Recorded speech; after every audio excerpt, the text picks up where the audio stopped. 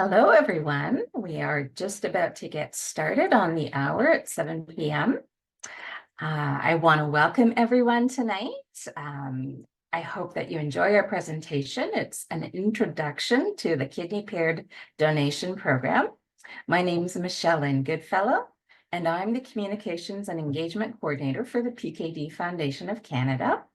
We're thrilled today to bring you this patient education programming.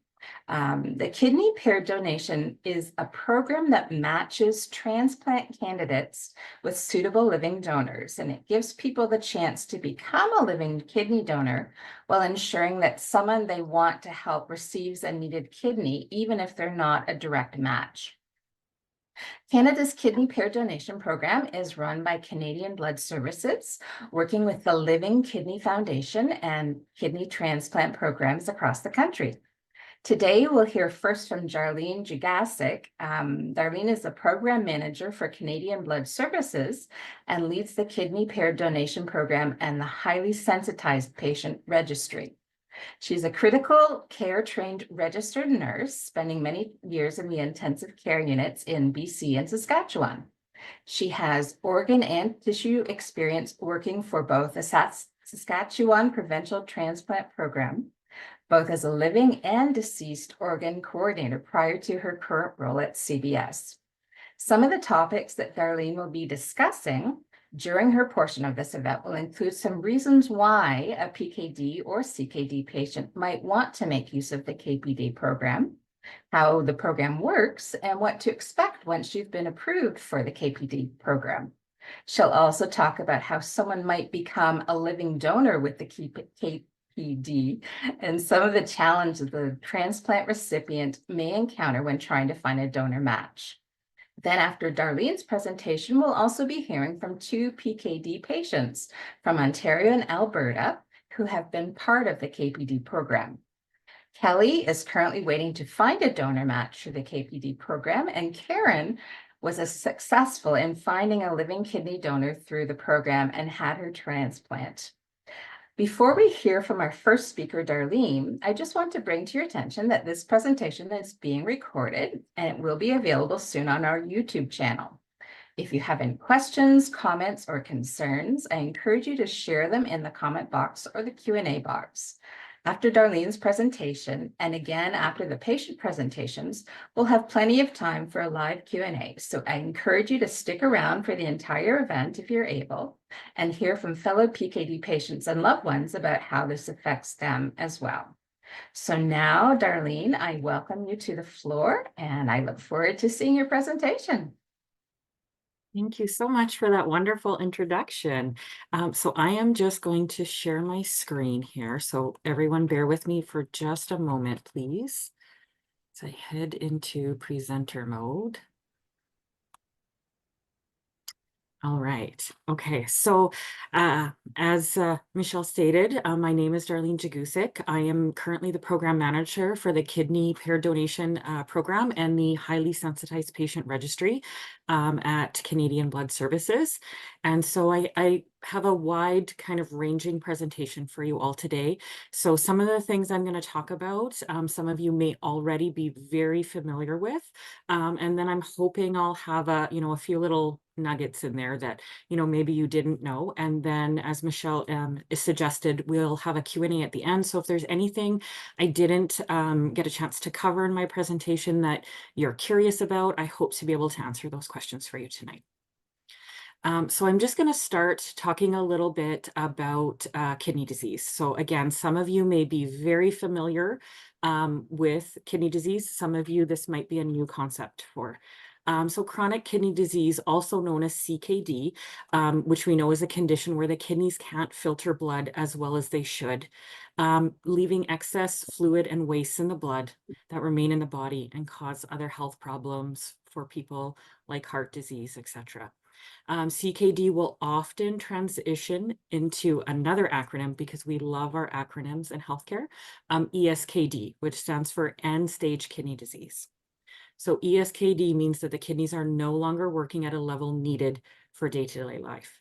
Now, before the 1970s, therapeutic options for patients in ESKD were very limited, and only very few people actually had access to dialysis. Thank goodness things have changed and evolved for patients since then, and hopefully we continue to evolve. Now, the National Kidney Foundation has a description of the stages of chronic kidney disease and classifies stage 5 or estimated GFR below 15 as kidney failure. So I have a little graphic on the screen there in purple. Now you may be asking what the GFR is. So it's the calculation based on blood work that would be drawn and reviewed by a physician or your kidney care team to allow them to know how much your kidney is filtering.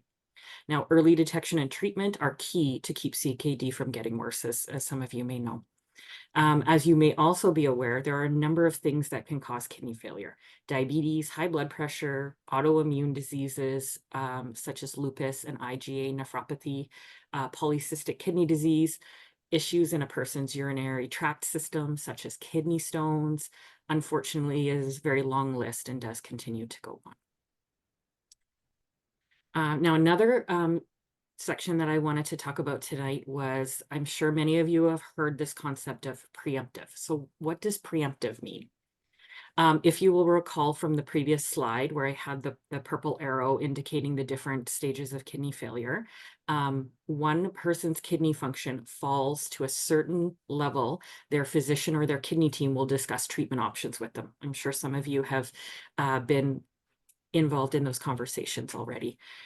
If they are able to find a person that would consider donating one of their kidneys, the kidney team can evaluate and prepare both for a transplant before a person's kidney function and symptoms cause them to need some type of form of dialysis. As we know, there's a few different types: peritoneal dialysis, hemodialysis, and then home hemodialysis.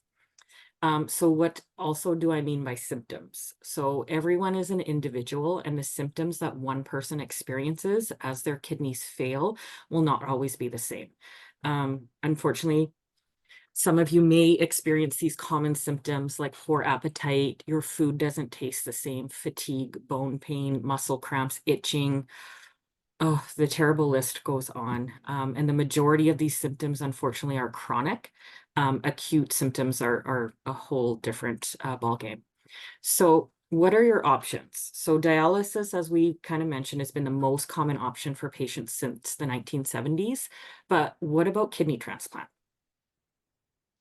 So after a process of evaluation to ensure that a person is healthy enough to survive a transplant surgery and the required immunosuppression medications after the surgery, someone can be considered to receive a kidney transplant. For the majority of people, they end up on what's called the deceased donor wait list. Now that's a loaded statement. I'm sure that some of you have heard before. So what does the list mean? So understanding it can be some challenging for most people. Also, the list to wait for a deceased kidney, as some of you know, can also be fluid because there can be, health changes and non-health related situations that may actually temporarily remove somebody from a list and place them on hold. For example, there could be a cardiac issues or a common complication that may require someone to be placed temporarily on hold from a deceased donor wait list. Commonly, further testing and evaluation can be done by your kidney health team, and that person may be relisted. Now, when I speak of the list, it is referring to the list where a transplant candidate or a recipient, might be more common language that you're familiar with, waits for a deceased donor transplant. So that essentially means that someone has to have a catastrophic event happen to them to either cause death by brain death or cardiac death. Now, I won't go into specific detail on deceased donation because, of course, our focus here tonight is living donation. And so that is the other option. Often a transplant candidate can receive a transplant from a family member, a spouse, a child, or even a stranger. However, it is incredibly difficult for somebody to ask for a kidney. In my previous role, I used to advise patients more so rather than asking, because it can be uncomfortable, to tell their story about their journey through kidney disease. Also, often just living with kidney disease is a challenge for people, and there's really not much time to do anything else.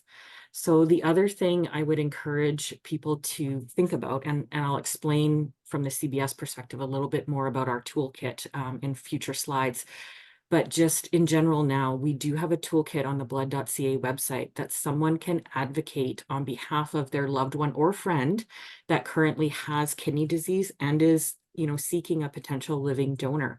This toolkit can provide letters and social media tiles in order for a loved one or a friend to increase awareness about living donation, but also to advocate to help their family member or friend receive a living donor transplant. So what are the types of living donation? So most of us are born with 2 kidneys. However, you can live a normal, healthy life with just 1 kidney. So this means that a healthy person can give or donate a kidney to someone whose kidneys aren't working. There are 2 types of living donation. There is directed donation and non-directed donation. So directed donation is when the living kidney donor donates directly to the transplant candidate or recipient that they intended to donate to. Non-directed donation is when the living kidney donor donates anonymously to anyone who needs a kidney transplant. They can donate to a wait list recipient. So that's what I was referring to when I talked about the list earlier. So those are patients on the deceased wait list, or they can donate through the kidney paired donation program. You will notice that as I go along, again, we love our acronyms in healthcare, even, living donation and transplantation. So as I go through, you may catch me referring to non-directed donors as NDADs. So who can be a living donor? You might be asking yourself right now. A living kidney donor is any adult over the age of 18 who is in good general health. Every potential donor must participate in a very thorough medical assessment and undergo many tests to ensure that they are healthy enough to donate one of their kidneys. Living donor programs across the country are very focused on safety. So we want to ensure that all of the living kidney donors are safe before, during, and after their donation. Now, this testing is completed at one of the provincial living donation programs. So every province and some provinces in multiple cities have living donation and transplant programs. Now, in each province, there is a specific process that they have based on their testing model, where they will begin screening living donors and testing. Again, if you are interested in some further detail about that, I've put our website at the very bottom of this slide here, the blood.ca organs and tissue / living donation. And then on my next slide here, I will show you what that opening page looks like. So this is the opening page that we have for our living organ donation website. Just to review this screenshot. So this site also contains information on how to contact your local provincial program if you are or know someone who may be interested in being assessed as a living kidney donor. There is also information on here about actual donors and transplant candidates and their lived experience under the storytelling project. So we have been able to get videos from patients all across Canada, including here in Saskatchewan, that have been willing to share their donation or their transplant experience. So you can get that firsthand information as to what their experience was like and what they went through. We also have a video-based education session called My Transplant Coach Canada. So this is an online video-based decision aid for patients who are experiencing kidney failure. So it uses animated videos to help patients understand what the treatment options to them are available, so it can help you make informed decisions. I know being a nurse in situations with patients, sometimes those appointments that you have with your care teams, there's a lot of information that's downloaded in those appointments. And so this video series, you can come home after those appointments, and as you're processing all that information, you could watch the My Transplant Coach. It is broken up into 12 video chapters to make up the entire 30-minute video. And it's also available in French and English. Now, speaking of languages, I also did want to share that we do have some information about living donation on our blood.ca living donation website in multiple languages as well. So these are the languages that we currently have. If there is something on here you see that we don't have that you would like to request, my colleagues at otdt@blood.ca would love to receive an email and have suggestions for anything that we might be able to add in the future. And then, as I mentioned a little bit earlier, I did want to kind of review the resource donor advocacy toolkit. So this is, again, a part of the blood.ca organs and tissues living donation site. And this site contains the resources, again, in English and French, to help people either advocate for themselves to receive a living kidney donor, or that someone can become a donor champion for somebody they know that's in kidney failure. So we have some key messages, so some basic facts that can be shared about living donation on someone's personal social media page. These are all kind of pre-developed. There's also social media tiles that you can see. We refer to them as social assets. They can be shared on Facebook, Instagram, and X, or formerly Twitter. There's videos that you can share. There's information on how you can create your own video if that's something that you're interested in doing, and also letter templates and tips. So if you'd like to, write a letter to somebody, and again, tell them about your journey with kidney failure and that you are looking for a living kidney donor, there is help and support on this site to help with that. So why living kidney donation? So for those who are eligible, we know that a living kidney donor transplant is the best therapy for end-stage kidney disease.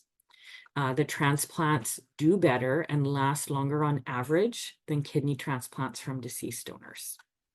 Now, the transplant candidate does not also have to wait on the deceased donor list until a matching deceased donor kidney is available and it becomes their turn on the list to find a match. The transplant candidate, as I mentioned at the beginning of the presentation, can have a transplant before having to start dialysis. Again, this is called a preemptive transplant. It's more predictable. So the transplant for a living donor can also be scheduled rather than sometimes that unpredictability of getting a call in the middle of the night and being offered a deceased donor kidney. There are also psychological effects from living kidney donation. So a recipient or transplant candidate can feel positive feelings knowing that this amazing gift for them came from a loved one or a caring stranger. And as for donors, donors tend to experience the satisfaction of knowing that they've improved the health of someone. And then the other added benefit of living kidney donation is it shortens the wait time for others on the wait list who, for unknown reasons, may not be able to actually access a living kidney donor. All right, so I'm going to transition now into talking more specifically about what the Kidney Pair Donation Program is. So the Kidney Pair Donation Program, also known as KPD, again, we love our acronyms, is a national program that matches transplant candidates with suitable living donors. So it gives the chance to become a living donor while ensuring that someone they want to help receives a needed kidney. So even if they are not a direct match. Now, Canada's KPD program is run by Canadian Blood Services, and we work very closely with our living kidney donation and our kidney transplant programs across the country. So this includes all provinces in Canada, including Quebec, participate in the Kidney Pair Donation Program. Now, the Kidney Pair Donation Program uses a computerized registry known as the Canadian Transplant Registry, or again, as an acronym, the CTR. The CTR utilizes an algorithm that has been specially constructed in order to match donors and transplant candidates. So a donor transplant candidate pair that are not a match, as well as NDADs, so the non-directed altruistic donors that I mentioned at the beginning. They have been medically cleared for donation and transplantation by their provincial transplant program. Their demographic information, some of their tissue typing, their blood group, test results like that are entered into the CTR with their permission. And then the CTR will use this matching algorithm to run a match cycle, and we create what we call chains of transplants, anywhere from 2 to 6, to create these compatible matches. Now, these match runs run at specific times during the year. So the big match runs are completed, as you can see on the screen, February, June, and October. Now, in between these main match cycles, our team will perform reruns and repairs of chains. Now, the system is always trying to look for opportunities for participants in chains that have collapsed. And so what I mean by collapsed is when we create a chain with multiple pairs in it, there can be a number of reasons why a pair might not be able to continue. For example, one is perhaps there's a change in the health status of one of the recipients, and they are no longer able to receive a kidney, either permanently or temporary. And so that pair would have to come out of that transplant chain that we've created. And so in order to maintain that chain, we will have to look for repair options or other potential matches that can repair that chain. KPD also has what we refer to as clearance metrics. So we are supported by physician committees across the country that help us to inform us of current practice and advise us as to, what is best for their patients and how we proceed with clearing a transplant to go to the OR. So transplant programs and living donation programs are asked to meet these efficiency targets to clear their donors and their transplant candidates for surgery. And the KPD team aims for a transplant candidate to receive a transplant within 3 months of their match. Now, I know when you first hear that number, you think, wow, 3 months is a long time. However, just, so you're aware, the moment that we make the match, within the first 2 weeks, OR preparation activities start for clearance for those pairs. So it does often take that amount of time to complete, any further blood work, any further testing, clearance, and to actually book an OR for those pairs to have their transplant done. So what are some reasons for entering the KPD program? So perhaps a pair is incompatible. So let's say you are one of the very fortunate people that has found a living donor, and you go through your workup and you find out that you're incompatible. Another is pair is compatible, but they're looking for a suitable match. So there's something in their health assessment that the province has found that doesn't quite make them compatible. And then, as I mentioned before, the non-directed anonymous donors. So again, a few reasons why a potential transplant candidate and their donor may want to enter the KPD program. Most pairs that enter KPD are considered incompatible. So what that means is, in order for a transplant to be successful, potential donors and their transplant candidates must be blood type and HLA, so the DNA, the tissue typing, compatible. That creates that match for that specific set of testing. And they have a transplant candidate that does not have proteins in their blood, which we commonly refer to as antibodies, that will reject that donor kidney as well. The other consideration for an incompatible pair, other than blood group and the HLA match, is it could be an age mismatch. Perhaps there's too many years age difference between them, and their transplant team wants to ensure that that transplant candidate has a kidney that will last as long as possible for them.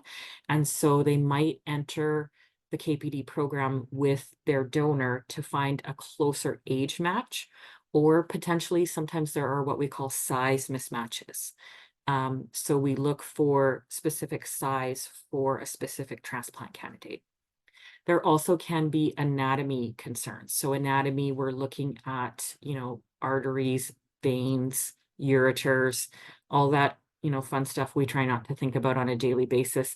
But sometimes we need to look for a better anatomy match between donor and recipient. And that can be a reason why someone might enter KPD with their paired donor. The KPD program also gives non-directed anonymous donors, again known as NDADs, the opportunity to donate to a transplant candidate nationally. Now, this type of donation occurs when a person offers to donate a kidney to anyone. So they don't have a specific transplant candidate in mind. They've heard of the need for kidney donation and they just want to help. Now, these donations help several people in KPD. Now, one NDAD can kickstart a chain of donor exchanges. Now, an NDAD can also be matched to specifically a highly sensitized person, and I'll explain a little bit further what that means. In KPD who may have waited for a transplant for many years. Now, without NDADs in the KPD pool, it really limits our team's ability to create transplants and these large chains across the country.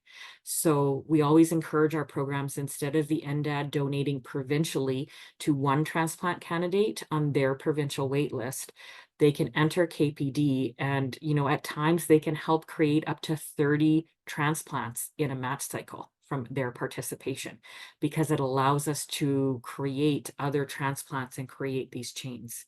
So it is an incredible gift for a non-directed anonymous donor to enter in this database. So if you are considering the KPD program, what do you need to participate? Now, the health assessment that I've kind of referred to before must be completed by your provincial transplant program. Or your living donor program if you are considering donating. The KPD team does not complete any health testing. There are entry criteria that we have testing for both living donors and transplant candidates in order to ensure that they're both living donor and transplant candidate are healthy enough to participate in KPD, and all the provincial transplant programs are aware of these guidelines and use these tests. The testing may take a significant amount of time to complete for both living donors and transplant candidates as well. Again, the provincial programs focus is on safety for their participants. And a lot of these tests are requested to be repeated annually as well. As I mentioned above, there can be many reasons why a pair or an altruistic donor may choose to enter KPD. The most common reason is that during your health assessment and testing that you have to do to be a directed donor pair also impacts your entry into KPD. An altruistic donor may choose to enter KPD, again, as I mentioned previously, to increase their impact and help facilitate more transplants than just helping one person on the provincial list. And the KPD program can create an opportunity for pairs across Canada to swap donors. So it's a larger pool to be able to access for potential transplant candidates that are highly sensitized and need access to a larger pool of donors in order to attempt to find them a transplant. So participation in KPD. So I want to highlight that participation in the KPD program is anonymous. So information about the transplant chains, such as the number of participants in a chain, locations of the patients, personal health information, all of this remains confidential. Once a living donor is matched in KPD, their matched recipient and any other information about the surgery or the outcome cannot be shared for privacy reasons. The KPD program and the living donation and transplant coordinators across Canada do work very hard to protect patients' privacy, both the living donor and the transplant recipient. And I just want to take a moment while I'm on here as well. So without the altruism of living donors, the kidney pair donation program would not be possible. So I just want to take a moment, if there's any prior living donors on this call, just to say thank you for your participation and to giving this amazing gift and changing somebody's life. It's incredible, and we thank you so much for your participation in the program. So moving on to talk about what wait times look like in KPD. So you may be asking yourself, okay, so I entered KPD, I've got my donor. How long is it going to take to get a match for me? Now, there's many factors that affect the likelihood of receiving a match in KPD. As a registered pair, both the living donor and the transplant candidate's individual matchability play a role. So blood groups of both the transplant candidate and the living donor may affect matchability. For example, blood group O living donors increase the likelihood of receiving a match sooner because blood group O donors match to a larger number of transplant candidates in the KPD system. As I'll get into a little bit more detail in a moment, sensitization of the transplant candidate, so those are the proteins or the antibodies, can also affect how long it may take a transplant candidate to receive a match. So we refer to that as CPRA, or calculated panel reactive antibody, because again, we have to make that an acronym. It's very important in the medical system. And tests show how many antibodies a transplant candidate has, and then it calculates the percentage of the population that they would likely react to and reject a kidney if they were to receive a kidney from that percentage of the population. If you have any questions specifically about your own CPRA, that's a great opportunity to touch base with your transplant team and ask those questions. So let's say you found a match. So once a match is made in the KPD team will help support programs provincially by providing guidelines and support to clear a matched offer and prepare the matched pair for surgery. So once the activities in a provincial program are completed and all of the clearance is done, then the transplant programs at program level start assessing for OR times. As I'm sure you can imagine, organizing ORs across time zones, across provinces, organizing typically the shipment of the kidney and our fun Canadian weather, all of these factors have the ability to impact how quickly someone will actually receive their matched kidney. So as I kind of briefly touched on their shipping of kidneys. So reviewing all of the information about how matches get cleared and approved and prepared for surgery, I've just kind of downloaded all of this. How do the transplants actually happen? So when the KPD program began, the donor candidates used to travel physically to the transplant center of their matched recipient. So the donor would be worked up in one center and then have to travel to a different center for their surgery. Now, as we can imagine, the effects of COVID in 2020 made travel for donors unsafe. So all transplant programs across the country work together with us, Canadian Blood Services and Air Canada, to provide a safe and effective shipping model for kidneys. So living donor kidneys are now shipped between transplant programs, allowing the living donor candidates to remain at the transplant center that they are comfortable and they've had their workup and familiar with the team. And the kidney is shipped to the transplant candidate center where they have had their workup and are comfortable with their team.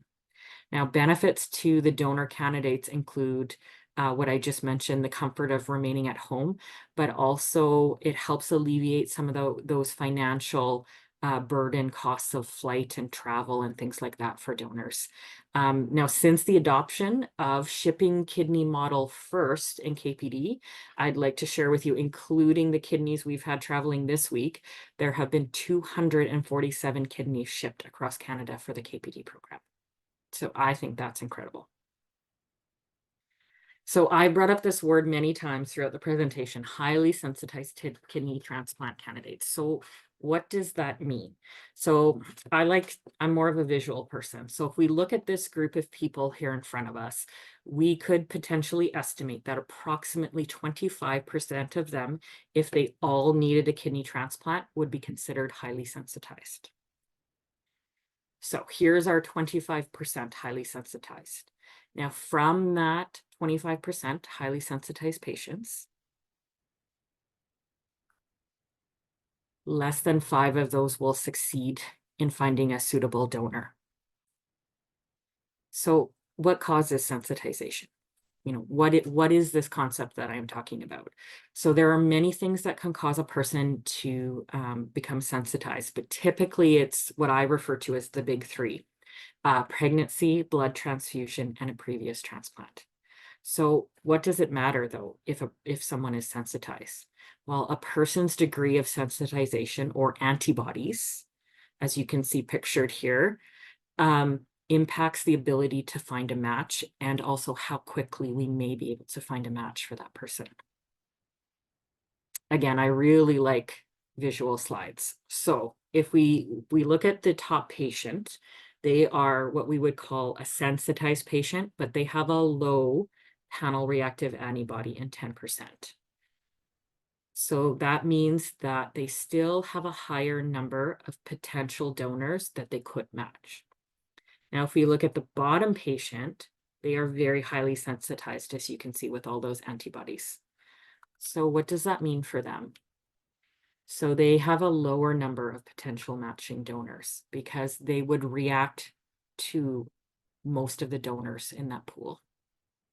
So running the, or monitoring the highly sensitized patient registry for CBS, it's very important that we make sure that we give opportunities to all of these patients to try and find that match so they can get their kidney transplant.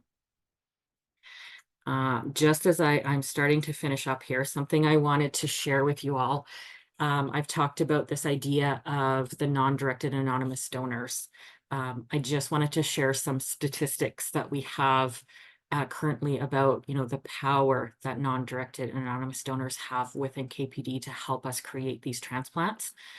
So as of September, we were sitting at just over 1,000 KPD transplants, and 232 NDADs have donated in KPD, enabling 705 kidney transplants. And now we may think for a country as the size of Canada that that's a small number, but we have to also remember that these are transplants that would not have happened otherwise without the kidney pair donation program.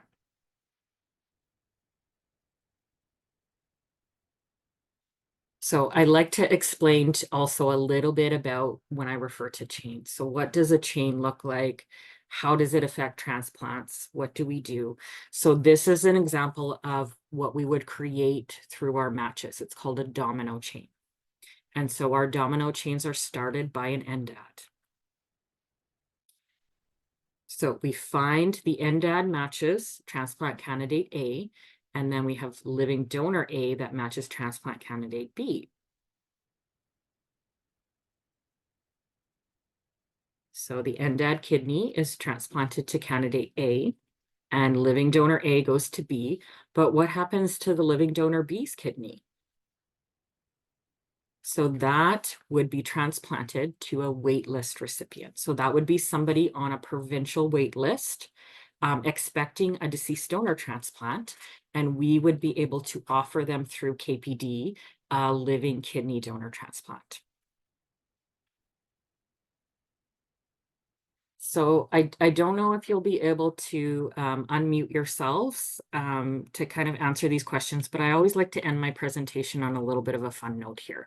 So what do we think would potentially be the oldest living donor in kidney pair donation?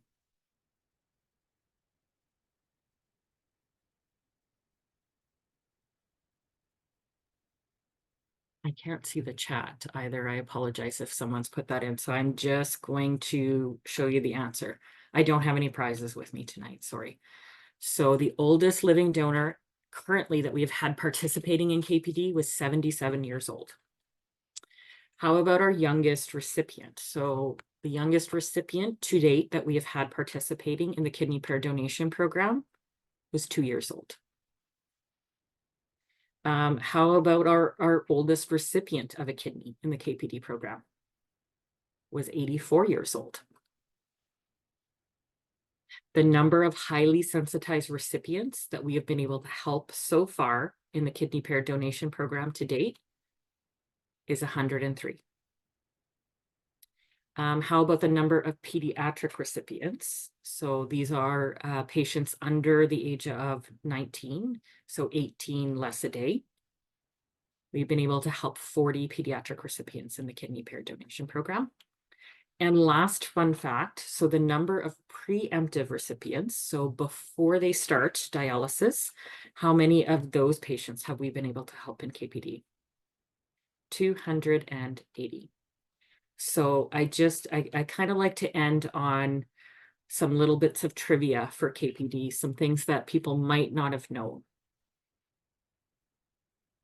So to learn more about anything that I've talked about in the presentation here, please feel free to visit our website. There's some great videos on there, not only with the Storytelling Project, but educational videos for transplant candidates as well. And there's also access to our contact information if you have any questions for us that we might be able to help answer for you. And there we go, Michelle, that brings me to the end of my presentation. Somewhat thing. Now we do have about 15 minutes, actually about 20 minutes scheduled for a question and answer. And I had seen in the chat, someone was asking, can we ask more questions at the end? Yes, we have a question and answer scheduled right now, but then also again, after we hear from our patients. So feel free to drop some questions into the question and answer, and I'm just going to pull them up here. So, thank you for sharing that. We have a question here. Is there an advanced donor program in effect yet? For example, if I'm not ready for a kidney yet, and my wife is not my blood type, but willing to donate now, do I get a benefit later on when I need a kidney? That is a great question. So within the KPD program, we are always looking in consultation with our physician committees to look at what we call enhancements to the KPD program. So we know what we have right now. There's a lot of what we refer to as the hardest to match patients that remain in the kidney pair donation program. And so at CBS, we're always looking for different enhancements to try and get patients transplanted. So something that potentially is coming down the road. I don't have any specifics on what the program will look like, but this concept of advanced donation, very similar to what happens in the States, that is something that we are investigating as a potential option in the future for the kidney pair donation program. Okay, I'm going to pull a few more questions from the Q&A. I see that people are also dropping some questions into the comments, so we will try and get to everything that we can. Someone is asking, how many paired match donations are completed each year? That's another great question. And that really varies depending on how many patients that we have. We call it a pool. It's not really an actual pool, but a pool of patients that we have. So depending on the number of pairs that we have, and then again, as I mentioned, the NDADs depends on how many transplants we can create. I know that, we can have 80 transplants through the kidney pair donation a year. That number can be higher as well. It just depends on how many patients are participating in a given match cycle. So there is some variability through that. Awesome. Does it sometimes require several matching runs to find a match? As I kind of refer to, that also depends on the matchability. So when you come in as a paired donor as well, we have to consider the matchability of your donor as well as your matchability as a transplant candidate. And so both of those factors affect how long. So we do have patients that come, or paired recipients that come in and they match in their first match cycle. We do also have scenarios where sometimes it will take several match cycles. Typically that's due to antibody or sensitivity of a transplant candidate, where they may be in KPD, unfortunately, for a few years before we might be able to find them a match. Someone's asking, does KPD work for recipients with O blood type? Presumably, a living donor with O type would donate directly to their friend family rather than entering into paired donation. That is a possibility, but as I mentioned, it's not just the blood type that could render a donor unable to directly donate. So there's a lot of different factors that the programs will assess to see if that O donor can directly donate to that O recipient. So it might be good for them to enter the kidney pair donation program. How do I know if I'm highly sensitized? That's a great question. So as a transplant candidate, that is a question that you could reach out to your transplant team or your kidney team. I never know the language around that. And ask them about, your antibodies, level of sensitization. Different programs use different language. And they should be able to talk to your specific case and inform you of what that situation is like for you. As a recipient, can you have more than one living donor candidate enter the pairing process with you? That's an excellent question, and absolutely. So I think that this is a great option as well for patients who do have higher antibodies. If you can have several donors enter KPD with you, again, if they can be different blood types, ages, if there's different demographics to each donor, it increases our ability to find matchability for both of you to get you a directed donation. At what stage of kidney failure do you need to be at to be in the KPD system?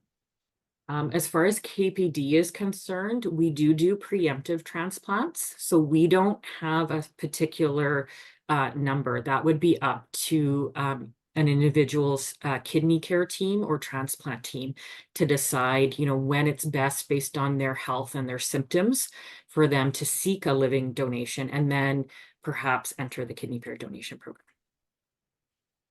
What about out-of-country donors? I'm thinking the question is, would we accept donors into the kidney pair donation from out of country? That would make sense. I think that's what they meant. So the donor has to be able to qualify at their provincial program, just like every other donor. So even if they're from out of country, if they meet the requirements at their provincial program to qualify as a living donor, then likely they would be able to enter into KPD as well. Is there any way to find out what tests the potential donor has to have so we know in advance? Another great question. A lot of programs, depending on what province you're in, have really wonderful websites. And the blood.ca page I refer to for living donation, we have those all listed. So quite often you're able to go onto the provincial websites because there is a little bit of variation depending on what provincial program that you be assessed at. And they will typically give you a general list of what you need to do for questionnaires and screening, what blood work, what urine testing, what imaging, and so they'll piece it up so you'll be able to have a look at that before you agree to become a potential donor. I am Canadian, but I'm living abroad. My brother is in Canada and I want to be a donor. Have you dealt with this type of scenario? Or how long would I need to be back in Canada to determine if we're a match, or can I do some of that work in Australia? Another great question. I don't really have an answer particularly for that one because I don't do the assessments in the kidney pair donation program. My advice in that situation is, I think anything's worth investigating. So I would find out where, or perhaps your brother would know what provincial program that would do your assessment as a living donor.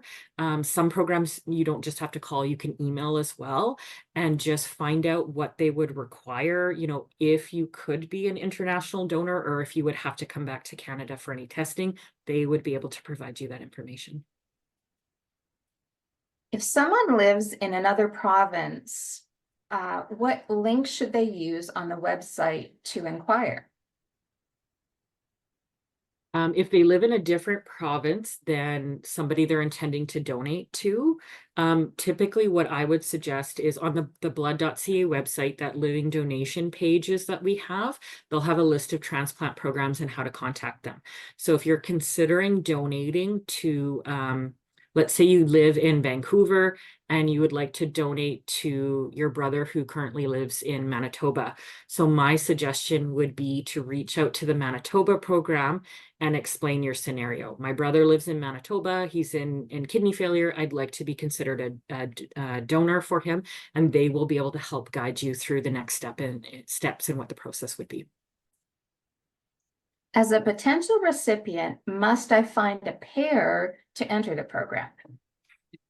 As a potential recipient, to enter the program, you will have to find a potential living kidney donor in order to go through the program. But as I also mentioned too, with the advocacy toolkit, if that is an option for you to have a friend or a family member, perhaps start to do some advocacy for you to look for a living donor, that might be a good scenario as well. Right now, there are no more questions in the chat. I have some other ones that have come up in the last couple of weeks that might be worthwhile. You mentioned that there might be reasons why people would go on and off the KPD program. What would some of those scenarios look like? Typically that is information that were provided from the provincial programs, and from what we understand, it's typically due to health status. So that could be health status of a donor or a transplant candidate. And so if a provincial program, and let's say they're doing their annual assessment for a donor, and they perhaps find a test that they would like to repeat, or something needs some investigation, they would temporarily inactivate them from KPD until that was assessed and deemed safe to continue. You talked about how it's anonymous, that you don't know the donors in this program. Is there any possible way of thanking your donor, of somehow getting a message to your donor to say, this meant my life to me? Yeah, absolutely. We don't actually facilitate any of that communication through the KPD program. I am aware at the program level, there are certain programs, and recipients would have to ask their own individual program that will provide, as a recipient, if you wanted to write a non-identifying a letter, I've seen cards, I've seen flowers sent, anything like that that's non-identifying. Some of the provincial transplant programs will facilitate ensuring that gets to the potential donor. Has the KPD program been running? We started in 2009. Are there any costs to the recipient or donor regarding the testing fees? Not as far as I'm aware. That would be a great question for the provincial programs because they do the testing. But to the best of my knowledge, I'm not aware of any specific costs for the testing. Are there any other costs that might be involved during the whole transplant process doing KPD? Well, I know from my previous work as a living donor coordinator, a lot of patients, if they're attending appointments at hospitals, you're likely paying for parking fees. Donors especially, quite often we were asking them to take time off work. There's no coverage for, if you have a family and you have childcare fees while you're coming in for testing, there's no coverage for that. Back in the day when donors traveled, there are provincial programs out there that provide reimbursement for certain travel and hotels and stuff, but that would have to be investigated again on a provincial level because it's very specific. How many people are on the list right now? Well, actually, we just had our February match cycle run. So we ran on February the 5th for all the programs. And I could share, we had 104 pairs in the match cycle. Awesome. Well, I'm not seeing any more questions. Oh, here's one. I have 3 people in the KPD with me right now. Can I add more? Do they all enter? I would definitely talk to your transplant team about that. If you have the ability, like I talked about the matchability, right, with the variation in donors. If there's the potential that you could get a donor that is very different than the 3 that you have now, it could potentially help your matchability. But I don't know the specifics about your current donor, so that would definitely be a good question to talk to your transplant team about. As a potential donor, I have done initial tests and my doctor says I'm healthy and good to donate. Should I consider any dietary things? I see there are guides for those who have kidney disease. That would be a great question to ask your doctor. I don't actually have the answer to that off the top of my head. It is a great question. It And is. we actually have a lot of information on our website, which is endpkd.ca or finilampr.ca in French. And we have a lot of information about healthy diets for people who have kidney disease and PKD specifically, but it's also great advice for just the regular population. So you can be sure to check those out. Oh, kidney.ca has many resources too. Oh, excellent. Okay. Well, thank you again, Darlene. I believe you are going to hang around and listen to our patient presenters, and then we'll have another question and answer session in the last 20 minutes before 9 o'clock. So if you have more questions, please keep them coming. You can put them either in the question and answer box or also in the comments, and we'll try and get to them. And any questions that we don't manage to get to tonight, we will follow up with Darlene and the patient presenters, and we'll try and get them answered for you. We'll probably be sending out an email to all of the people who have attended or registered for this event tonight, and let you know when the video goes on to YouTube, and also answer any of these questions that we weren't able to get to tonight. Okay. Thank you so much. Awesome. Well, our next on our agenda today is to talk to a couple of patients who've been involved with the kidney pair donation program. And our first patient is Kelly. She is a PKD patient who was recently featured in some news stories about the province of Alberta pausing participation in the KPD program because of surgery capacity shortage. She's currently on the KPD waiting list, and she has shared her story with us in our Voices of PKD on our website and in our newsletter. And we're really thrilled to have her. So Kelly, are you available to, there you are. Awesome. So what we're going to do with Kelly is I'm just going to basically interview her and ask her a few questions, and she's going to tell you her story and where she is right now. So to start with, Kelly, can you tell us about the PKD in your family, and when did you first know that you had PKD? So upon learning about my KPD, I had never heard of it before, actually. So no one in my family had known about it. If they did, they didn't say anything.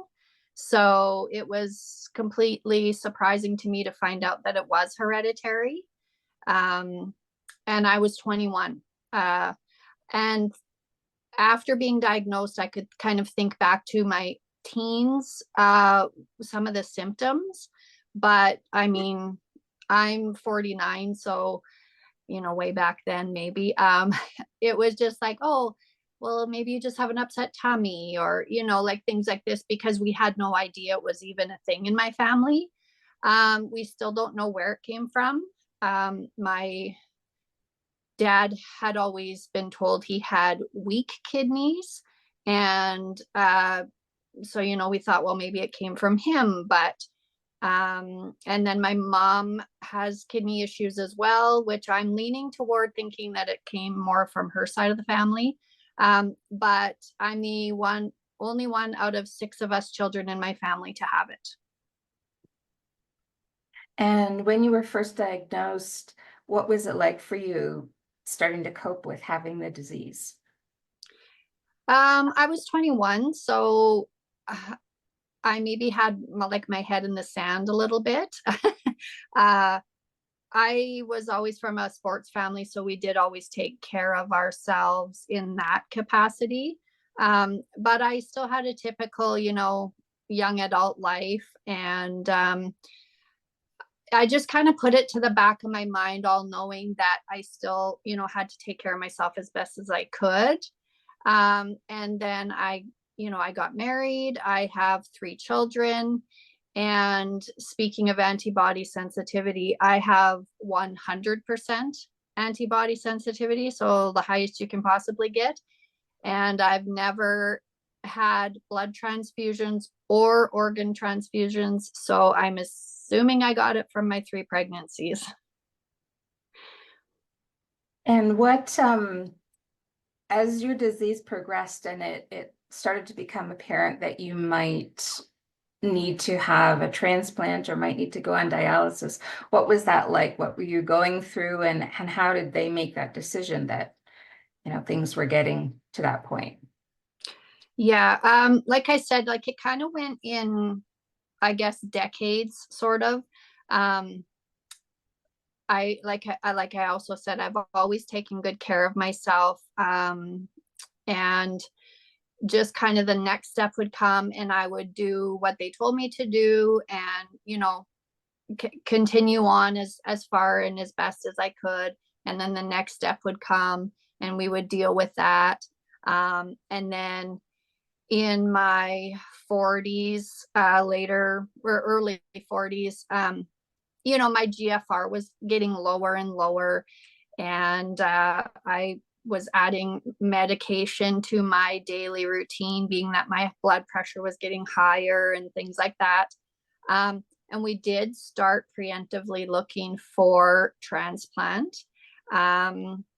But, mostly friends and family. I felt like I wasn't at the point yet to verbalize, maybe through social media or, in the greater world, about that. So we did start preemptively, obviously not finding anybody, but and then it came to the time where dialysis was being talked about because of my GFR and how I was feeling, getting the symptoms like Darlene had said, the food, the nausea, this stomach pain and things like that, low energy, fatigue and everything. So when dialysis was kind of imminent, it was right in the sort of height of COVID. So it was a lot to process and a lot to deal with. I was frustrated and angry, upset, anxious, sad, everything, on top of, having to go through the world experiencing COVID as well. So it was, I think I was in shock, honestly, because, I was dropped off for all my appointments on my own. Nobody could come in with me. I had numerous surgeries because we tried the peritoneal dialysis first, which didn't work for me. So I had that inserted, and then that didn't work. So that surgery was on my own. And then when it was decided I should try hemodialysis, then I went for another surgery to get my chest catheter in, and then went for another surgery to get my PD catheter out, and then went to a major surgery of getting one of my kidneys removed, in order to be ready for a transplant if that should happen during COVID. And so it was just a lot. And now that I'm able to process all of that, I do use a counselor, because it's one thing. It's bad enough actually having to go through kidney disease. I'm sure any disease, it can be lonely, and it's a lot to process mentally and physically, and still try to be part of your family. Obviously I'm a mom, so and yeah, it just was a lot, but I have a very good support system. And hopefully, being that I have such a high sensitivity, I have actually already been through 9 matches. So I was healthy enough, luckily, because I had been taking care of myself.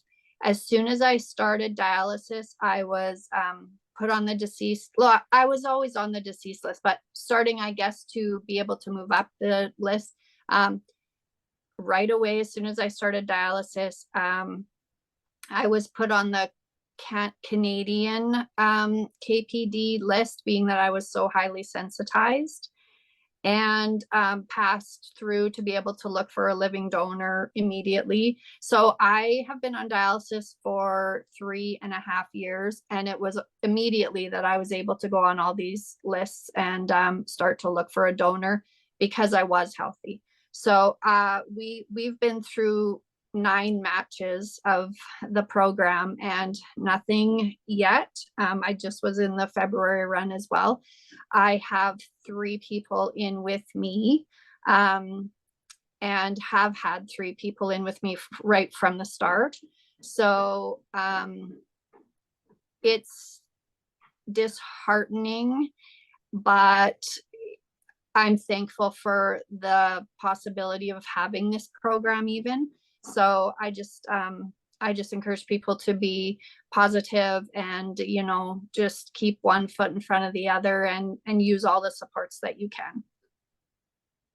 And do you want to talk a little bit about what happened recently with the February run and how that impacted you? Yeah, so every time the run is about to commence, I get a call from my coordinator or a letter saying that, the next run is so and so, and kind of good luck, basically. And I got a call, and my 3 donors got a call saying that due to Alberta's anesthesiologist and OR time shortages, that the Northern Alberta team was being pulled out of the February run. So we have 2 programs in Alberta, one in Northern Alberta, which is in Edmonton, and one in Southern Alberta in Calgary. And I am part of the Northern Alberta program. So that we were not going to be going into the February run, and that hopefully they would get us back in June. And again, I was shocked that was even a possibility. And so I said thank you, and I hung up the phone, and then I really sat and thought about it, and I was just not really okay with that, especially not being able to get some clarification. So I called back to the coordinator, and she couldn't really give me any more information. The next thing I did was post on my Facebook page about how disappointed I was that this was going to be happening. And, basically just, I'm a very spiritual person. So I just was asking for positivity and prayers for the way I was feeling about things. And people were saying, you should talk to your provincial government. You should do this, you should do that. And I got thinking, like, I guess if I don't voice my opinion, no one will know how it personally affects me because of my high antibody sensitivities. And I was upset for everybody, obviously, but for me, these kinds of things are very important because my chances are so limited as it is. So that's exactly what I did. I wrote to my MLA. I wrote to my premier. I had friends and family members write in. And because of my social media post, I got some people from newspapers and radio stations and everything get a hold of me and ask if they could interview me. So I've been doing that. And thankfully they reconsidered and at least decided to put the highly sensitized patients back in for February. And I totally understand, the way our systems are overrun right now. I just felt like maybe we were being overlooked, and I'm sure that everyone in these situations felt the same way. People that were being cut from their OR times.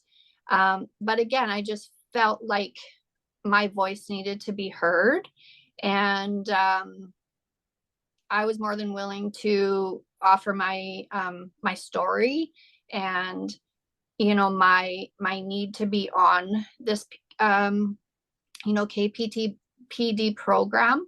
I have, like I said, I've been doing this for 3.5 years, and I have had living donors phoning in and emailing in on my behalf right from the start. So I would venture to guess that I've had 30 at the least, 35 more living donors try to be a donor for me directly. So I'm doing my part. I'm bringing people to the table. I'm taking care of myself. I'm learning. I'm taking care of my body physically and mentally and spiritually. And I really wanted to be reciprocated with being able to be put in the run. And I'm hoping to be able to continue to be in June and for as long as I need to be, because I think that, I think I deserve it, to be honest.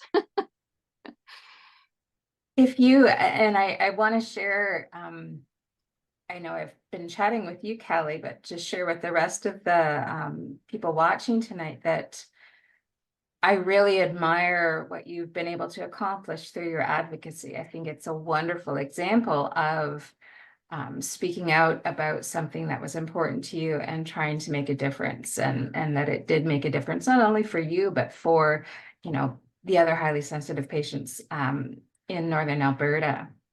If you had any advice or tips to give to people who were kind of starting on this journey with the KPD program and didn't know what to expect, or maybe scared or worried about things, what kind of things would you offer them from your experience now of having been through it for 3.5 years? I would say I'm learning now that I think advocacy partner would have been a great idea. You're just so overwhelmed with everything right from the start, and you're trying to take care of yourself and probably take care of your family and have some sort of sense of normalcy. You might be, starting dialysis and trying to navigate that, which, side note, it took me 2.5 years to come off a dialysis treatment without having to either go back to bed, take a bunch of Advil, or feel sick to my stomach. So it's a long process. It's it's usually not pleasurable. So having an advocacy partner, in my opinion, would be a great idea.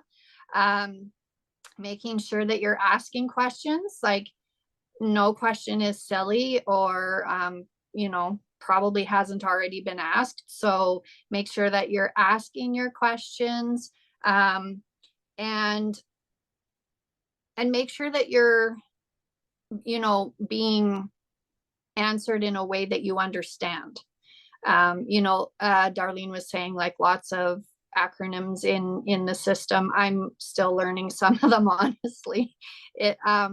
And having a support system behind you, being honest about your feelings and what you're going through, being honest with yourself and honest with your support team as well. And, just try to do everything you can to be healthy so that you are not pulled off and put back on and taken off and on your lists and things like that, so that it can just be a flowing process. It's just something less that you have to worry about. So, and that means physically and mentally, if spiritually, if that's something that you're connecting with. So those are just a few things that I would consider pretty important, especially when you're just first starting. Mhm. We will have time for more questions at the end, but I can see a comment's come up already that says, how did you get so many possible donors? Where did you find them? Honestly, almost immediately I made a Facebook page called Kelly Needs a Kidney. And as I said before, I am one of 6. So my siblings went through the process. Unfortunately, they each kind of have their own issues. So we're not passed to be a donor. A couple of them have had kidney stones and one has had cancer and things like that. So friends and other family members, cousins and things like that, and just by sharing my story, like Darlene said, sharing your story and sharing your heart is a better way, I think, than asking. And I do come from the heart, and I think people know that about me. So luckily I just have some really great people in my life, and they always share my stories and my posts and things like that. And I've had numerous strangers as well contact me, and I pass them along my information. And the one thing I will say is that those people, once they write in or phone in, unless you keep in contact with them, you don't know if they've been worked up or not. So, family members, I always ask them, can you please let me know, if you've been given a call back or an email? Because in all honesty, I've had several people, I'm going to be honest, phone or write in, and it's been weeks into months that they don't get an answer back. And eventually I contacted the living donor program and inquired, and they were finally talked to. But just one more thing that we have to kind of deal with as patients. But yeah, so just really great people in my life, and the generosity of some strangers as well. Well, we're getting close to the time for you. I want to thank you, and I will thank you again at the end, but it's been such a pleasure getting to know you over the last few weeks. And thank you so much for being open. There's been a lot of comments already thanking you for sharing your story. I think it helps people realize that they're not alone. And it also helps sort of give people hope when they see other people going through difficult things. So thank you Yes. so much, Kelly. We really I would like to appreciate add, that. sorry, Yeah. I should Yeah, add yeah. to, like, webinars like this, for people who are entering into this sort of journey and part of their life, dealing with kidney disease. Webinars like this, any kind of learning that you can do on any websites that you find, joining some Facebook pages of kidney support groups is major. Making contacts with people who have either been through it already or are going through it, just so that you can bounce off from each other. It's always great, of course, to have a family member to talk to, but it elevates it when you have somebody who's in the same situation, just to help validate, what you're going through. So, just wanted to throw that out there too. Oh, for sure. Well, we'll move on to Karen, but stay on the line and we'll call you back for a question and answer period in about 20 minutes. Okay. Perfect. Thank you. Thanks, Kelly. Well, our next patient is Karen. She is a PKD patient from Oakville, Ontario, and she has spent over 3 years. She spent over 3 years seeking a living kidney donor through the kidney paired donation program, and she had her successful transplant in March 2023. Her transplant journey had a lot of ups and downs, which you'll see when she starts telling her story. But as someone who searched for a living kidney donor wasn't straightforward, we hope that you'll really enjoy hearing about her experience and hope that you'll take heart and be encouraged to continue with your own kidney transplant journey. So welcome, Karen. You can start to share your screen, and we look forward to Thank you, Michelle. seeing your presentation. Thank you.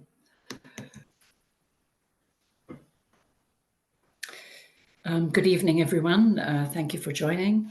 I'm going to just roughly go through my story about me.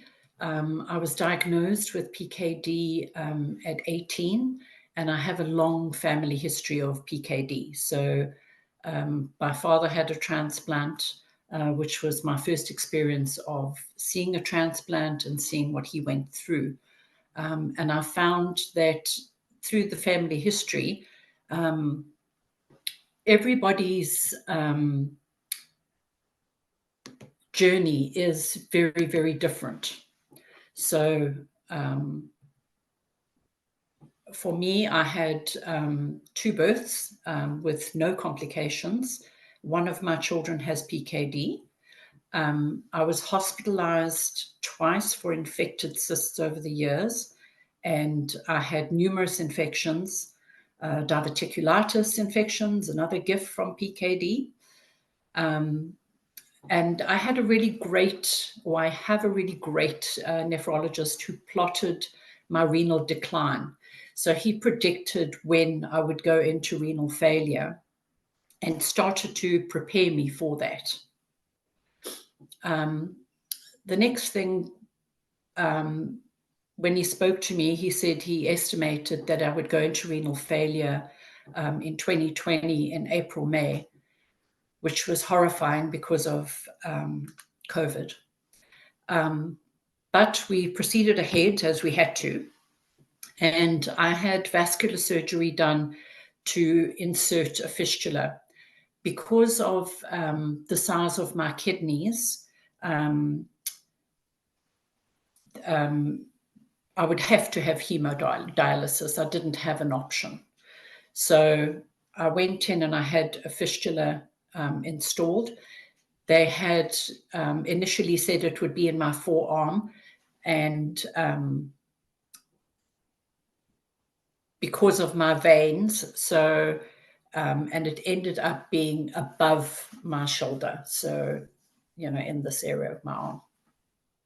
And I then decided that I would train for the home hemodialysis. So I started off by going, straight into the home hemodialysis program.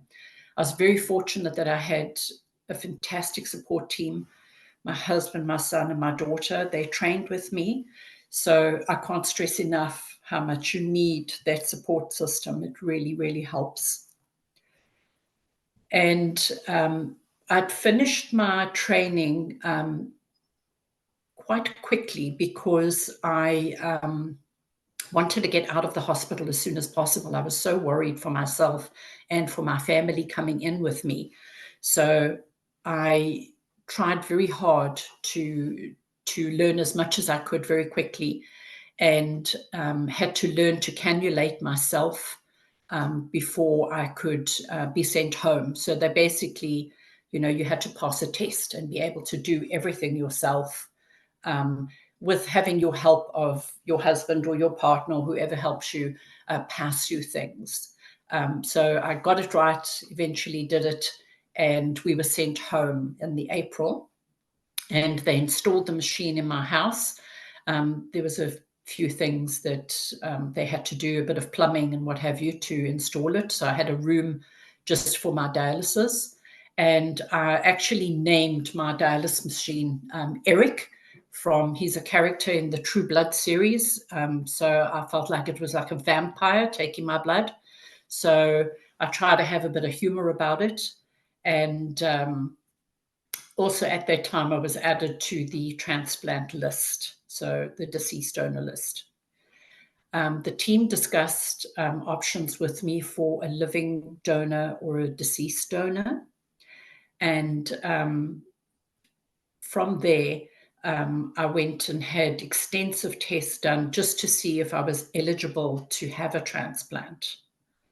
At that time, I then found out that I was an O positive blood type, which I was so disappointed when I heard that, because I knew that my search for a donor would be that much harder. I passed all the tests, and the surgeons, what they found during the testing process was that I needed to remove one kidney because they were too large. And I also had to have a colon resection done because of the constant diverticulitis that I kept getting. So they scheduled these surgeries. And in 2021, I had the nephrectomy and a colon resection done in one surgery. So it was an awful lot to deal with. Sorry if anybody's squeamish, but this is my kidney. It ended up being 8 pounds. It was very large, and they also removed 12 inches of my colon. It was a tough recovery to get over that. I think I was in the hospital about 6 to 7 days to get over that. And then 2 months later, I had a heart attack, which they assume probably was because of a blood clot. I was removed from the transplant list, and everything was put on hold for a year, and I was absolutely devastated. Then I decided that I really needed to look for a donor, because once I'd had my one kidney removed, before I had my kidneys removed, I was still passing urine. But once they took one away, that dropped right down to like 200 mils. So I was still passing urine, fortunately, but obviously not enough. So a lot more dialysis was needed, longer hours. And I realized that I really, really needed a donor, and quickly. So I'm a very private person, but I knew that had to change. Sorry. And I had to start sharing my story. So our family got together and we talked about it, and we talked about different ideas on how do you go about this? How do you ask somebody for a kidney? Well, I mean, you can't really, right? But you just have to bring awareness. But I absolutely dreaded it. So to start off with, my daughter created a website for me, and my husband had decals made for all of our cars. So we tried to add a bit of a joke into it. So it was Kidney for Karen. And it was just unfortunate at that time that I had the name Karen, when it's such an awful name to have right now. But my husband put in brackets behind it, you know, that Kidney for Karen, she's not a real Karen. And I actually got stopped quite a few times by people who didn't understand that. So I had to explain it to them. But anyway, and then once my daughter had the website up and running and everything, she sent out an email, and she writes really well. So it was a beautiful email, and I was so proud of her and valued her help. honestly, people were surprised, and they were shocked that I'd been struggling and had never mentioned it to them. And this is my advice. Be open with your friends, your acquaintances, your colleagues at work. Talk about your disease openly. People do care. People are interested. But what I found that after the email went out, a lot of people responded and said, we've signed our donor cards and we're here for you. That was great. I was so pleased to hear that. But I honestly found that people just didn't understand the concept of living donors, that it surprised me so much. I guess because I'd read about it so much and knew about it, I just assumed everybody did, but they really don't. So I think there's a lot of education that needs to be done there. My family obviously stepped up, and for various reasons, melanomas, blood pressure, heart issues, they were all turned down, which each time a person is tested and they contact you and tell you that they were turned down, they are heartbroken, because people want to help. People do want to help you. Then I had about another 10 volunteers that stepped up for me, and all of them were ruled out because of different things. And I honestly began to lose hope. I have a sister-in-law, Dunja, who lives in Croatia, and she kept asking if I had found a local donor. And every time I got turned down, I would let her know and say, oh, sadly, it didn't work out.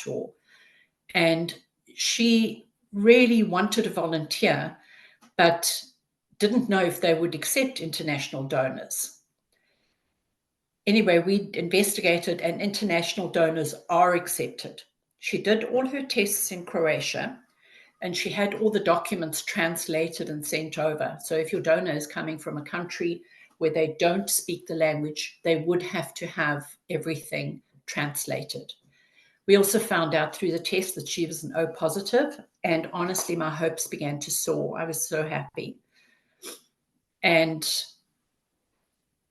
then in April, I ended up with a massive hernia because of the surgeries that I'd had, and they took me back off the list again. So it was just, it felt like I was just kept climbing up this hill, but never getting there.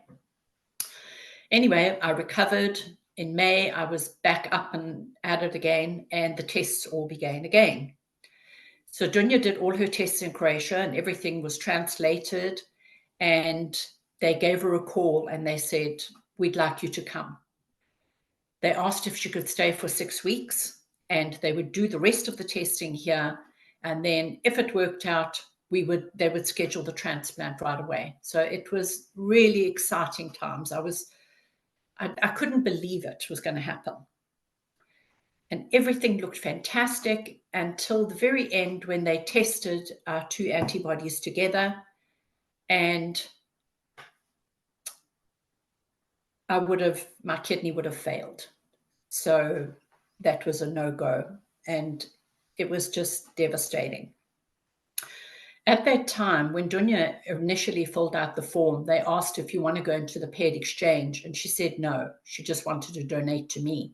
So I knew what her views were, and the team decided to talk to her. And to be honest, I don't think she really understood it, but, listened.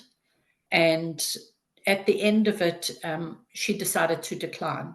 That she said she really needed time to think about this, because she really wanted to give her kidney to me. And I understood that. And she went home, and, it was a very, very hard time. Anyway, months later, and after a tremendous amount of debate and consultation with her family, because obviously they were very concerned about her doing this initially. And then when she went back and told them, that I'm thinking about giving my kidney to somebody else, and then Karen will get a kidney, they also had never heard of this. So it was a shock for them, right, to even think she would consider this. Anyway, she did decide to move forward, and our data was put into the paired exchange database. In October, they found a match for us both. Dunya was contacted first to ensure that she was still willing to go ahead. And I found that very little information was provided to me because they have to protect the donor's privacy. And that's fair enough. But I found out more, I guess, from Dunya and the donor program than I did from anyone else. And there is a Chinese wall between your team, the transplant team, and the donor team. So they won't share information with you. And it can be a little frustrating for you as a recipient, but you know what? You have to just trust it. The transplants were scheduled for March in 2023. And that was I knew it was a long wait. And I knew that so much could change before then, just based on what had happened to me so far. And COVID was still active in the community. And anyone in that chain could get sick or no longer be a viable candidate, and the whole chain could be broken. You know, what they told me was they would, if that did happen, that they would try to do as much of that chain as they possibly could. But anyway, time honestly moved very, very slowly for me. Dunya flew over 2 weeks before the scheduled transplant. So altogether, she did spend 6 weeks here. She had to have a few more tests done, and she went in for that. And then Dunya's surgery was scheduled for 2 days after mine. So I was going to get my transplant first, and then 2 days later, she would be giving her kidney. I was really hoping that it would be scheduled the other way because I really wanted to be there for her. You know, she was going to be living in my home, and I was so worried about how things would work. But as I said, I've got a really good support system. My husband was there for his sister, obviously, and my mother lives with us, so she was there to help, and the kids chipped in too, and everybody helped out. Anyway, I arrived in the hospital that afternoon, and honestly, I felt numb. I didn't know how to feel. I didn't want my sister-in-law or the person that was donating to me to suffer. And honestly, I couldn't fathom how selfless these people were. I was admitted in the afternoon, and I changed into my gown, and they started further tests and prepared me for surgery for the next morning. Then we received a frantic call from Dunya saying that there was a problem with my donor, but that the paired exchange team still wanted her to donate into the chain. Minutes after that, a team of doctors came rushing into my room and broke the news that there was a technical problem that resulted in my donor not being able to donate the next day. It was just such a shock. They assured me that the donor was still willing to donate sometime in the future and to keep positive. And honestly, words just can't describe what I felt the following minutes and hours. And I think I let out a terrible howl, and I totally broke down. And we, as a couple, just felt totally broken. Later, we learned that my donor's surgery was cancelled because of a contamination in the operating rooms in London and Kitchener. And that led to all their surgeries being cancelled. They assured us that it was just a postponement. The team turned to Dunya to reassure her that I would get a kidney and begged her not to break the chain. She was worried that she would give her kidney to the chain and end up going home without me receiving a donor kidney. And her family would just they would not understand it. And I could totally understand her point of view. And we had a long, terrible night together. In the morning, Dunya decided that she was donating her kidney into the void to a stranger and just had to bank on the fact that I would get a kidney. It took great courage for her and the chain was still intact. The next day, she donated her kidney to a stranger. While she was in surgery, I received a call to say that my transplant had been rescheduled for later that week. Dunya's surgery took about 7 agonizing hours, longer than the team expected.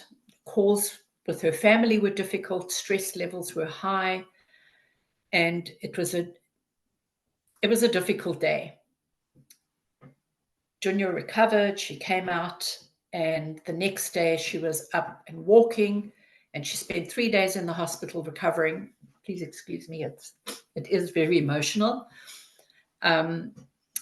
She spent 3 days in the hospital recovering, and soon she was up and about at home.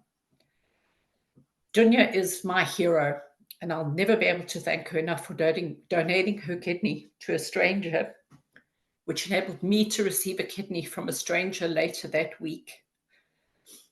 My stranger was also a hero in that they did the right thing when they could have walked away after their loved one had already received a kidney. It is a fragile system, the paired exchange, where the chain can be broken by many things, exactly with what happened to me, right? And COVID and all these other things that do happen, right?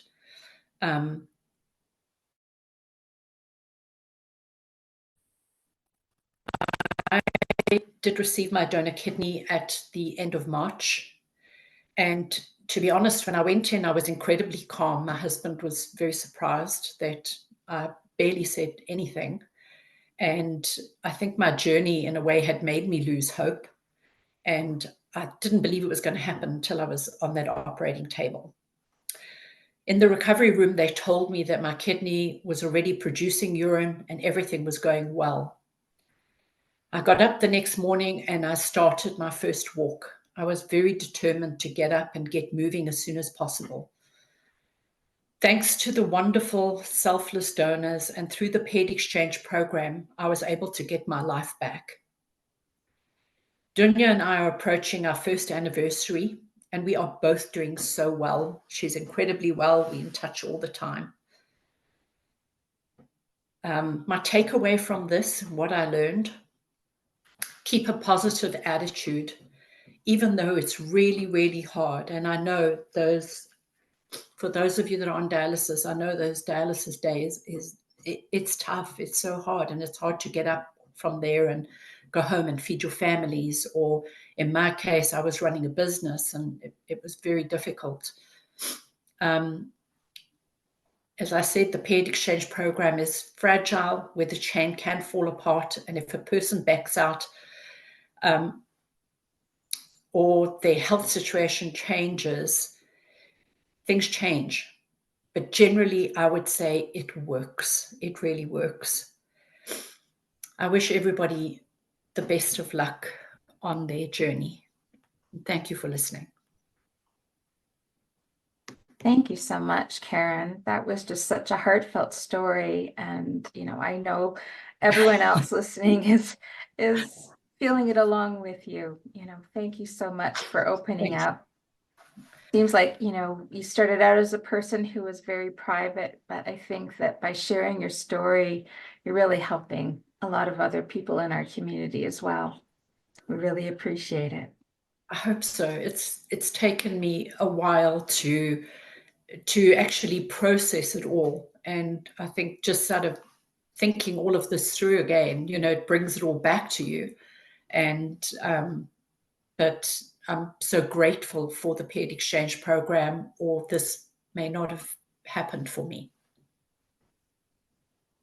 Well, if Darlene is still there, and Karen, would you all like to come back on the call again? Hi there. And we have had some more questions come in, and if there are still people on the call, by all means, keep putting your questions in there and we'll try and get through as many of them as we can. I'll just also remind everyone this is being recorded, and we will have it available to you afterwards if you want to review it, if there were parts of it you want to hear again. And we will be reaching out to you as well afterwards with any questions that haven't been answered. So back when Karen was talking, Kelly just popped in the comments that she also was on hemodialysis. And she said that she also had made bumper stickers for her car and everything. So, but we have a program on our website that can help guide you through some of these steps of how do you try and find a living donor.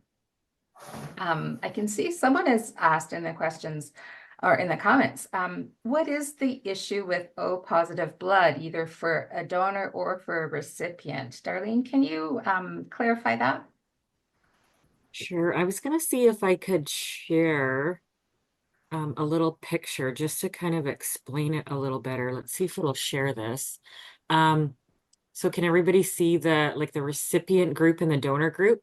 So I think when we're talking, if you can see as a recipient, if you're an O, you have the option for an O donor. Whereas if your recipient has an A, you could receive from an A or an O. So your donor pool is bigger.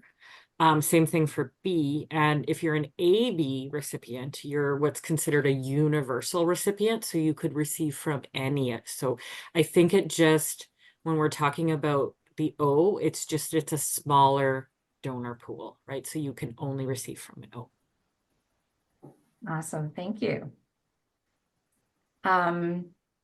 Someone's asking, what happens when the chain breaks?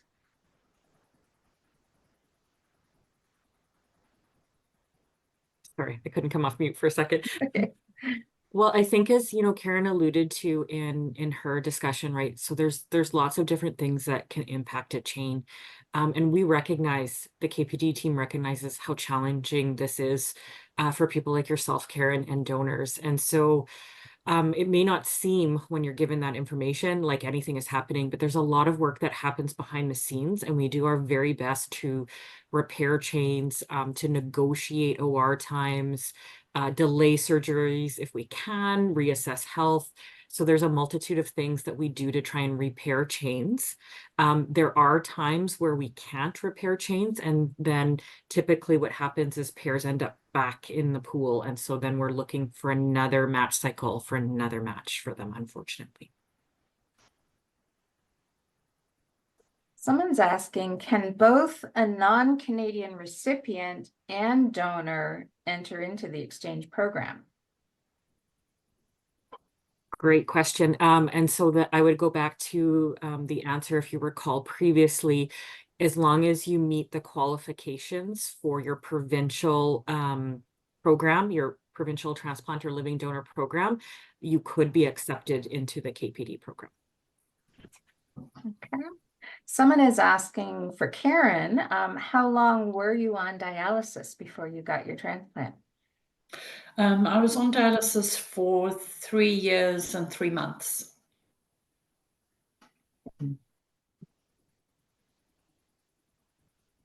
Well, are there any other questions from the viewers? I don't see any open ones. We'll take questions as long as they come. Oh, Louisa has put in the comments, the program that we have, the PKD Foundation of Canada has on our website, is called Having Your Living Kidney Donor Find You. Thank you, Louisa. So if you check that out on our website, which is endpkd.ca, or we have a French site, finilatinpayer.ca, you can find some information about how to get started in your search for finding a kidney donor. Someone is asking, what happens if my donor already donated and I didn't get mine because the chain broke? Does it ever reconnect for someone again? Well, as in Karen's potential scenario, if that were the case, typically what we would see is if the program could wait until the donor was reassessed and could donate at a later time. So that commonly happens. There have been a few very rare cases where a donor has donated and a recipient hasn't received their kidney in the KPD program. And so we convert that recipient in the KPD program to what's called an unpaired candidate.